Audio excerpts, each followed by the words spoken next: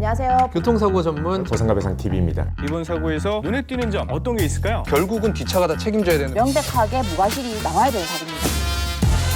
배상TV입니다. 이런 경우들 있으시죠? 교통사고 났는데 과연 내 합의금이 적당한지, 보험금을 청구했는데 보험사가 보험금을 안 준다라고 한다. 이때는 전문가의 도움을 받아서 처리하는 게 유리한 경우가 많은데요. 이런 경우들 때문에 제가 오늘은 특별히 이 주제를 가지고 이야기를 해보려 합니다. 상담을 해보면요, 주위에서 말들이 많은 것 같아요. 누구는 변호사가 났네, 누구는 손해사정사가 났네. 그래서 제가 적정한 예를 한번 들어볼게요. 우리가 자동차를 운전하려면요, 면허를 따야 되죠. 이때 면허에는 1종 대형, 1종 보통, 2종 보통, 2종 자동. 당연히 2종 오토의 면허를 따면 7인승 이하의 오토 승용차밖에 운전은 안 되고요. 1종 대형을 따면 버스까지 운전을 할 수가 있죠. 손해사정사는 2종 오토의 면허를 딴 거고요. 변호사는 1종 대형의 면허를 땄다라고 생각하시면 돼요. 우리가 결국 이런 고민을 하는 거는 보험사랑 싸워야 하기 때문에 그런 거 아닙니까? 그럼 싸움 잘하는 사람, 내 대신 이겨줄 사람이 필요한 거잖아요. 보험사랑 주먹질하면서 싸울 순 없잖아요. 경찰서 잡혀가니까요. 그럼 싸우는 방법은 근거를 대고 말로 싸우든지 글로 싸우든지 해야 될 거 아닙니까? 두 가지 싸움 방법을 모두 사용할 수 있는 게 변호사고요. 그 중에 글로만 싸울 수 있는 게 손해사정사입니다. 손해사정사가 보험사랑 말로 싸우려고 덤벼들면요, 변호사법 위반의 소지가 있기 때문에 보험사는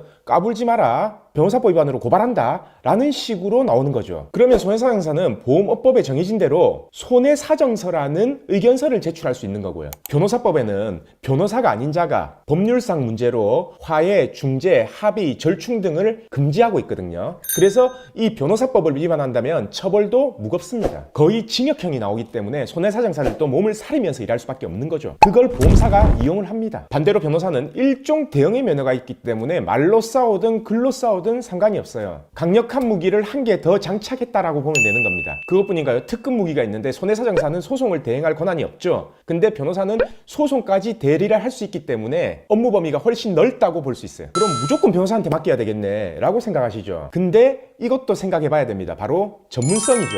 변호사들은 교통사고 사건이나 보험사건 위에 얼마나 많은 법률적 사건을 다룹니까? 이혼, 부동산, 사기, 민사, 형사, 심지어 행정소송까지 실제로 다루는 업무가 이만큼이라고 하면은 교통사고나 보험소송은 요만큼밖에 안 됩니다. 반면 손해사정사는 가진 지식 이만큼을 전부 여기에 올인을 하죠. 그리고 이 사건들만 진행했을 거 아닙니까? 어떻게 해야 된다, 뭘 주장해야 된다라는 거는 변호사들보다 훨씬 실무적으로는 많이 알 수 있습니다. 그럼 또 손해사정사한테 맡겨야 되냐? 참 혼란스럽죠. 이것 말고도 사람들이 고민하는 게 두 가지가 더 있는데요. 바로 비용하고 시간입니다. 변호사한테 맡기면 비싸지 않냐, 괜히 변호사한테 맡겼다가 소송 가면은 시간만 더 걸리지 않냐 생각하는 분들이 분명히 있을 거예요. 근데 거기에 대한 제 답변은요, 요즘 변호사나 손해사정사나 수임료는 똑같습니다. 아니요, 오히려 손해사정사가 비싼 경우도 많이 받습니다. 통상적으로 이런 사건들을 처리했을 때 변호사나 손해사정사가 받는 비용이 보통 보험금의 5%에서 15% 사이인데요, 만약에 상담을 했는데 이거보다 더 많이 부른다 그러면 다른 사람을 알아보세요, 그냥. 그리고 두 번째는 시간인데요. 변호사한테 맡긴 거하고 손해사정사한테 맡긴 거하고 누가 소송 갈 확률이 더 높을 것 같습니까? 손해사정사한테 맡기는 게 보험금 지급 안 하고 소송 갈 확률이 훨씬 더 높습니다. 이유가 뭐냐고요? 아까 제가 말씀드렸잖아요. 손해사정사들은 변호사법 위반에 자유롭지 못하기 때문에 보험사가 그걸 이용할 수도 있다는 겁니다. 반면 변호사는 근거대고 말로 싸우고 글로 싸우다가 안 되면 소송할 걸 보험사에서 알고 있거든요. 그래서 보험사는 소송 가기 싫어서라도 소송 갔을 때 확률을 따져보고 자기들이 질 가능성이 있다라고 하면은 보험금을 지급하는 편입니다. 변호사가 손해사정사보다 소송 갈 확률이 더 작다는 거예요. 그래서 요즘은 손해사정사들이 이거 더러워서 안 되겠다라고 해서 변호사 사무실로 많이 취직을 하는 겁니다. 그럼 변호사 입장에서도 좋죠. 왜냐하면 자기가 잘 모르는 영역 전문가를 한 명 영입한 거나 똑같은 거니까요.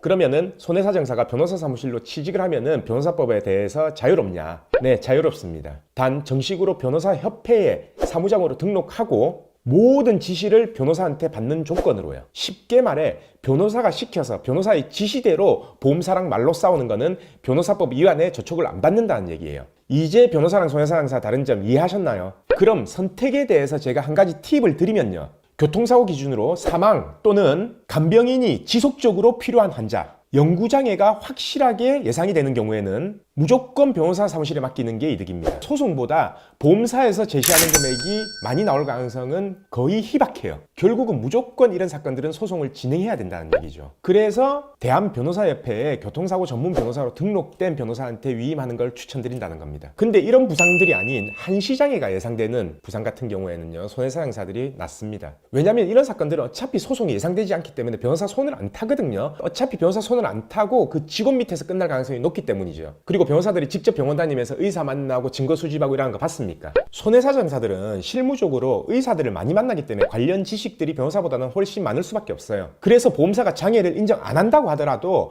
손해사정사들이 의사 만나서 소견받고 한 시장이 2년, 3년이라도 인정을 받아가지고 보험사에서 보험금을 지급받으면 1, 2천만 원 정도는 더 맞출 수가 있으니까요. 교통사고는 그렇고요. 그럼 보험금 분쟁에 대해서는 누가 낫냐?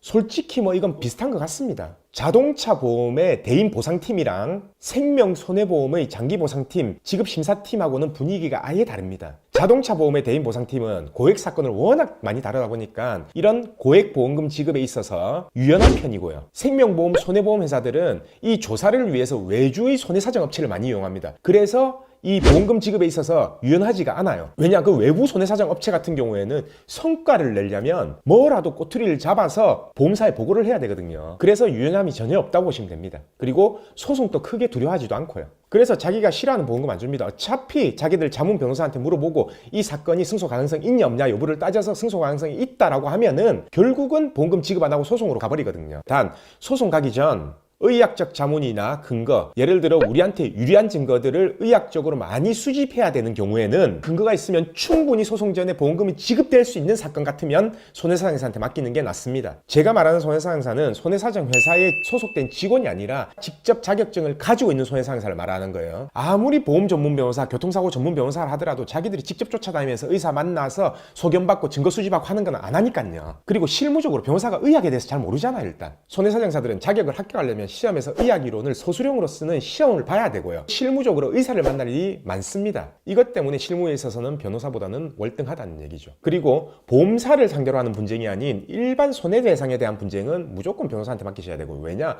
손해상사들은 아예 일반 사건에 대해서는 다룰 권한이 없어요. 간혹 손해사정만 하면 되지 않냐라고 하시는 분들이 있는데요. 어차피 그거 증거로 인정되기 힘듭니다. 그래서 비용을 2번 지불할 필요가 없다는 거예요. 정리하자면 우리나라에서 이런 사건들을 처리할 수 있는 자격을 가진 사람은 2 직업밖에 없어요. 변호사, 손해사정사. 간혹 가다가 법무사, 노무사 얘기를 하시는 분들이 있는데요. 그냥 법원에 제출하는 서류만 작성해 주는 게 법무사고요. 근로복지공단에 제출하는 서류만 작성해 주는 게 노무사예요. 그래서 관련 분야의 전문 변호사든 손해사정사든 한 명을 선택해서 위임을 하시면 됩니다. 결론적으로 대한변호사협회에 등록되어 있는 보험 전문 변호사나 교통사고 전문 변호사, 그리고 그 변호사 사무실에 손해사정사들이 많이 근무를 하고 있다면, 근무하는 직원들이 정식으로 등록된 직원이라면 거기에 의뢰하시는 게 금상첨화겠죠. 업무 처리하다가 안 되면 소송으로 바로 다이렉트로 갈 수가 있으니까요.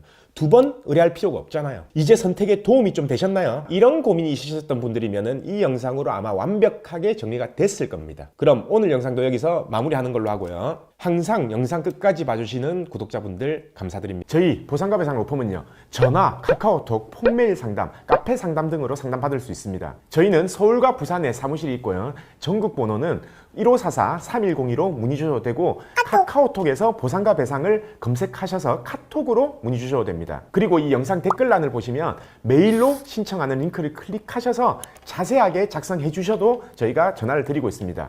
단 이게 후유장애가 남지 않는 2, 3주 진단 같은 경우에는요, 유선 상담을 하지 않고 있는 점 양해 부탁드리겠습니다.